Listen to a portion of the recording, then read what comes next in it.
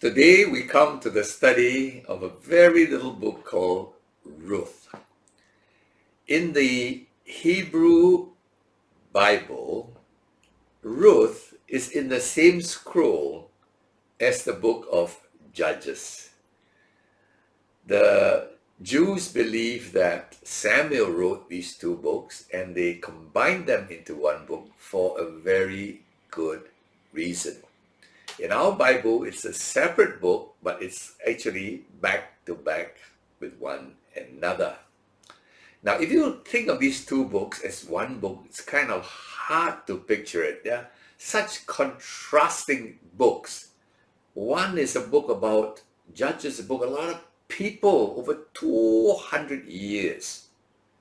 Ruth is about one family over one generation. Judges is a national book, history of Israel.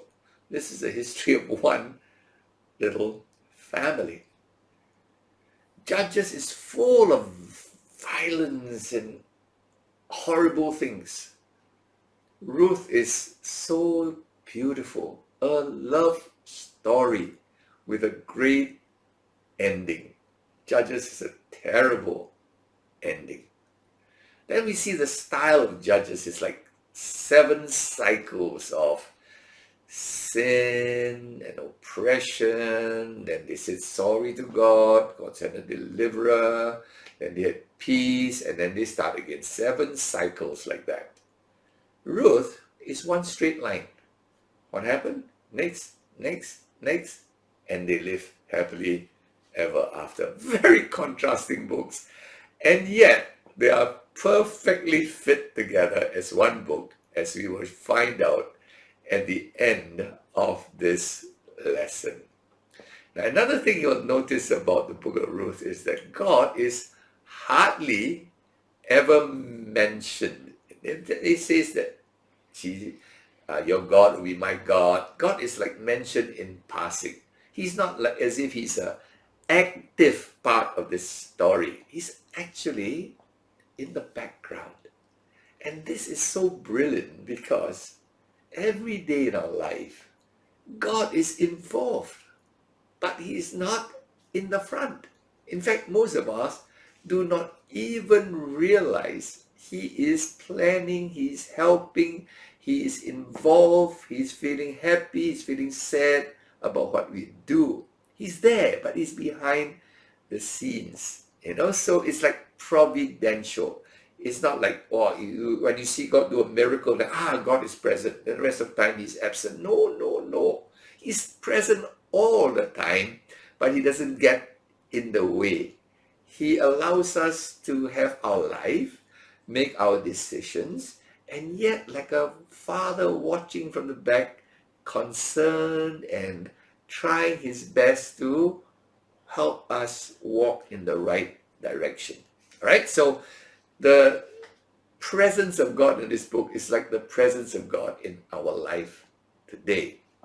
So now let's just look into these 4 little chapters. It begins with this line.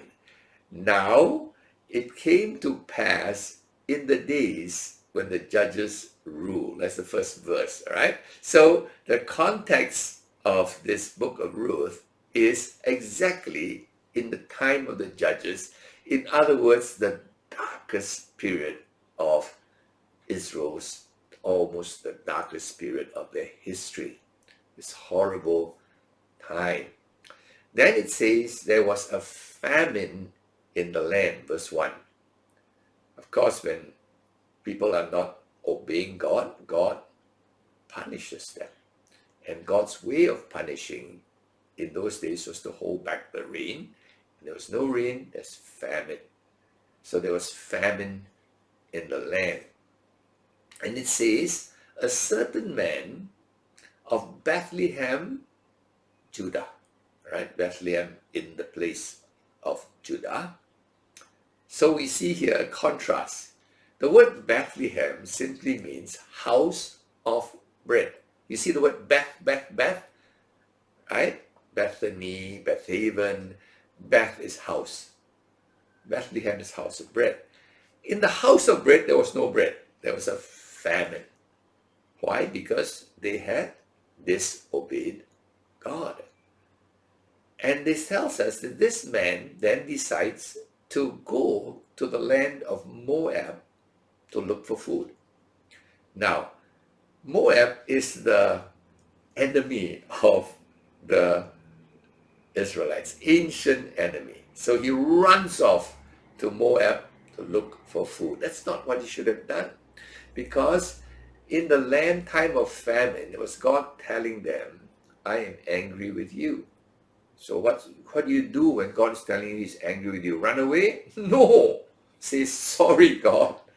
I am sorry. Please forgive me and get back right with God. And God will provide. God should have provided for this man, but he ran away. Okay, so we see here that just in this little story, a little one-line beginning, it is speaking of a man who ran away, and you know what? It was his punishment. He died. This man, Elimelech, died.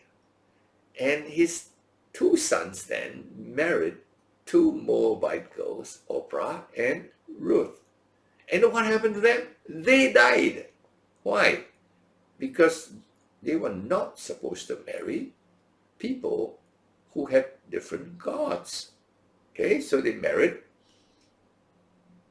when they should not have married them. And so they died. But the two girls whom they married, they're innocent. They didn't know God's law. Right? So they will survive. So now we have the widow, mom, Naomi, and her two daughters-in-law. And Naomi tells them, I'm going to go back to Israel. She realized probably something was wrong. And so she said, I'm going to go back. And she told her two daughters-in-law, don't go back with me.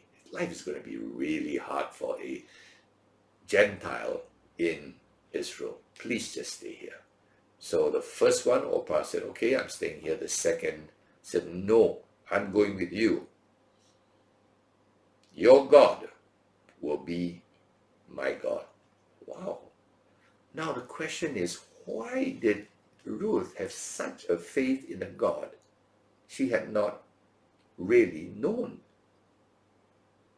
How can you have faith? Comes by hearing, hearing by the word of God. How did she have faith? Obviously, it was through Naomi's life, Naomi's testimony, Naomi's sharing about her God, that she began to say, your God is my God. The God you believe in is the God I believe in. All right? So we see here a faith, simple faith of Ruth, the Moabitess, in the God of Israel. So they move back to, they're going to go back to Israel, and Naomi changes her name. Naomi, she said, don't call me Naomi anymore, call me Mara. Naomi means pleasant, nice. Mara means bitter, sad. Mara is the root name of the name Mary. All right, so some of you have got names like Mary, Marie. In Israelite, actually, it's Miriam. All right, Miriam is the name Mary. It means, the root word is bitterness. Maybe some of you Marys don't know your name means bitter. All right. So anyway, she goes back, and then they need to look for food in this Israel. And in Israel, there is a kind of law given in the Torah that when you glean your harvest, that means you harvest, you cannot glean it. That means whatever you harvest, what drops on the floor, you leave it for the poor, the widows, the foreigners. And so Ruth goes out to look for food during harvest time. It happened during harvest time, and it happened, it was the beginning of harvest, and it happened that she went to a field, and it happened that that field was the field of a relative of Elimelech, her father-in-law. She didn't know that. You see, this is how God working behind the scenes. As she desires to do right, God directs her. So as we make right decisions, God directs us. Okay? So she goes there, and Boaz sort of takes an interest in her and says, "Who's that girl?" And they said, "Oh, that's Naomi. Remember Naomi, your relatives' wives. This is the daughter-in-law." And they said, "She's so loyal. She's a Moabitess, and she followed her mother-in-law to Israel." And so Boaz had a little eye on her, and Boaz tells her, "You just harvest, you just glean during my harvest season. Harvest goes on for several weeks, and then you just take whatever you want, and my guys will take care of you." So he showed a little interest to her. So during the whole harvest period, he's there supervising, she's there picking up the harvest that drops on the ground. They're not supposed to, the harvesters are not supposed to pick it up, allow them to pick it up. So she brings home the food every day for Naomi. Now, at the end of harvest, Naomi senses that Ruth likes Boaz a lot. You know, women have a sixth sense. They can sense these things. Guys are very blur with these things. So she said to Naomi, "Change your clothes." You see, at that time when you were a widow, your husband had died, you wore widow's clothes, right, to show your mourning. Change your widow's clothes. Change to clothes that show that you are willing to get married, right? So a lot of it is symbolic by the way they dress. So she said, at the end of harvest, they're going to have a celebration, and Boaz is going to have a nice feast, and he's going to sleep there near the harvest, near the place where they harvest all the stuff and keep all the barley harvest and all the harvest. He's going to rest there that night after the celebration. What I want you to do is go and lie down quietly by his feet. You know what's going on? Now, the custom in those days is a girl cannot propose to a guy. There was no way that ever took place, not acceptable. But a girl could hint, could suggest that she wants you to propose to her. And the way they do it is to warm the feet of the man. So she went and lay near the feet of Boaz. That was her way. And he woke up with a shock. Who's this person lying at my feet? And then he realizes what it is. And he says to her, "Yes, I would like to take you for my wife, but there is a relative who is closer to your husband's family than me." Now, again, this is a custom in Israel. In Israel, all land was given to families, okay? Now, families got poor along the way. They sold their land.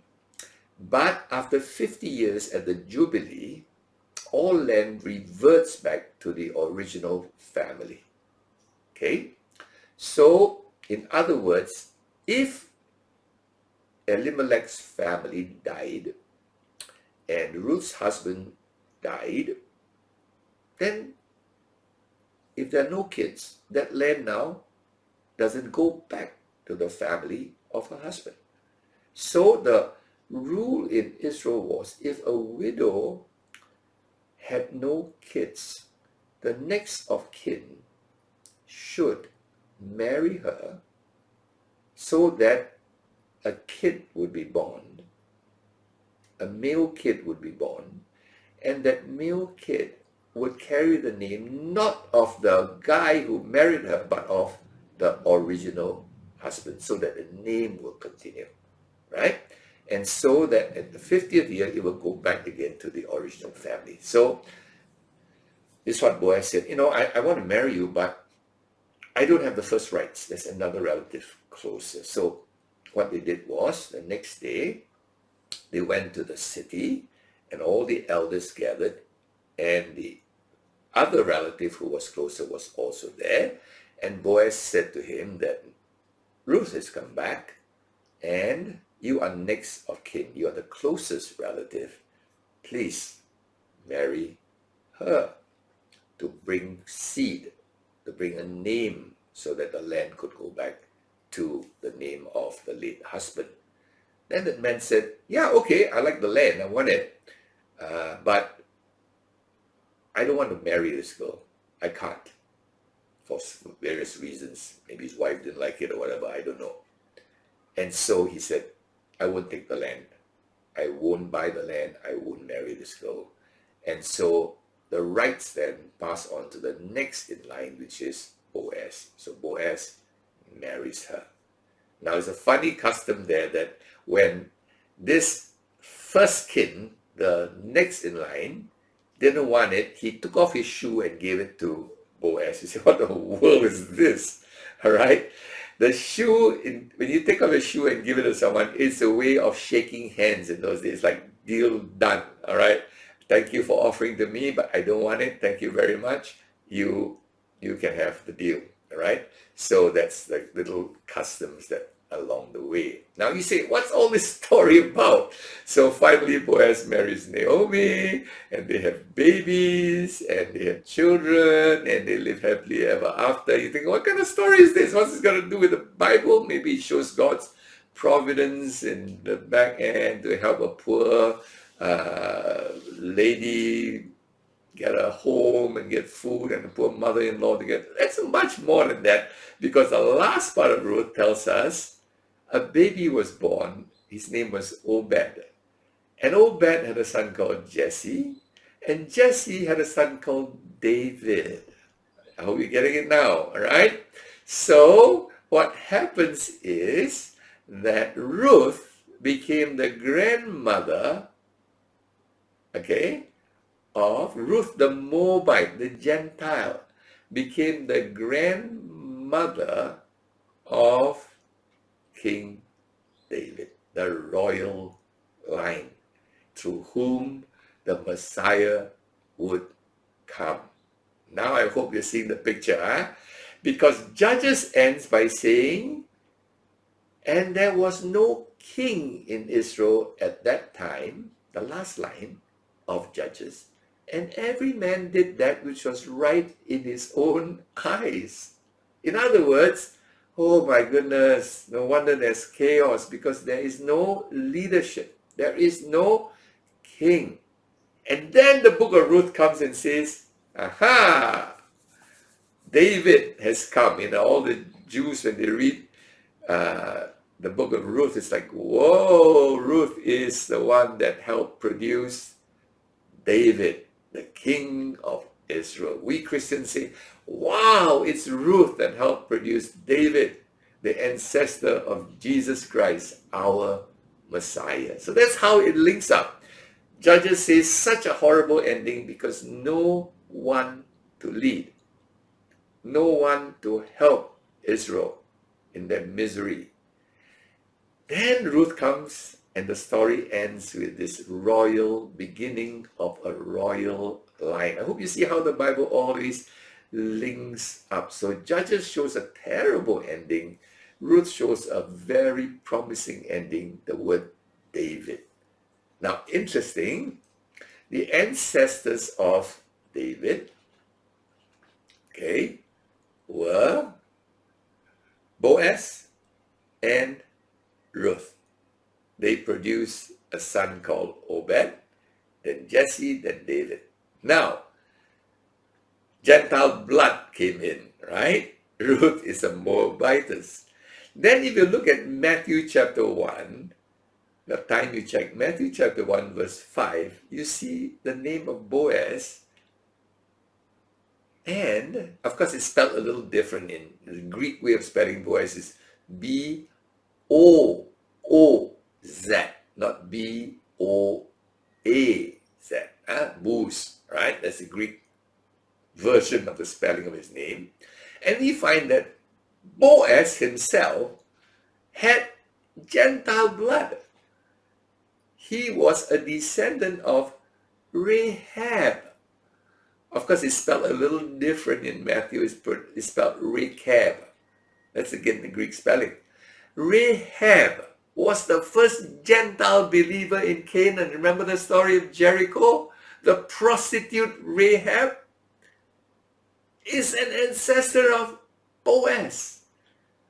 And Ruth is a Moabitess. So he's part Gentile and Ruth is Gentile, and they produce Obed, and then Obed produced Jesse, and Jesse produced David. I hope you're getting it. Gentile blood was coming into this pure, into the royal line of Israel. What is this a hint of? One day the Gentiles will come in, all right, into this family that God is planning. So I hope you see here a little bit of the hint, the beautiful connections in the Bible that nice, beautiful weaving, the tapestry. Now, this is a romance story, okay? You say, wow, the one before, the book of Judges, is war and violence and horrible things. This one is romance, so beautiful. What is it telling us? What is the whole Bible about? The horrible sinfulness of our nature, terrible nature, causing violence, sex, and immorality, and all that injustice. But actually, the redemption story is a romance story about Jesus looking for a bride. Okay, so we see here Boaz. He's called the Redeemer. In Israel, a man who takes in this widow is called a kinsman redeemer. He redeems this poor, helpless widow and gives her a son to carry the name. Jesus is our Redeemer. He helped us, helpless people, sinful, helpless people with no future, no inheritance. And what happened is Jesus took us in as his bride. I hope you see a little bit of the hint, not very clear, but it's a hint of this. The Gentile bride, you and me, taken in by our Redeemer, the King of Israel. Okay? So I hope this story helps us to see a little bit of how God is going to solve the mess in Judges. Judges is a book like, how do you redeem these people? Who do you redeem them from? There's such a mess. This whole culture is such a mess, right? And then you see this nice, encouraging story. Some questions are going to be brought up, like, you say that you cannot marry a Gentile. How come Boaz married a Gentile? I was asked that question once. Well, Boaz was just doing his duty to help. This is his duty as a kinsman redeemer to take this widow in. So he wasn't like doing something wrong. He was doing something to obey the rule of God, to be a kinsman redeemer. As opposed to Mahlon and Chilion, the two guys who originally married Orpah and Ruth. They were not doing a duty. They just found a pretty girl in Moab and they just married her against God's rules. So they got punished. But Boaz was blessed because he was obeying God to be a kinsman redeemer. And Boaz becomes also an ancestor of the royal line. David and then Jesus. So I hope this story helps us to see again the beautiful book and how it's all slowly coming closer and closer to this glorious marriage in the book of Revelation. The romance of Christ and us. The relationship we have is a love relationship. Boaz loved Ruth. Ruth was loyal to, she was a loyal girl. She was loyal to her mother-in-law, right? And now she'll be loyal to her husband. Okay, so I hope this is a beautiful story to end a very awful story in the book of Judges. God bless.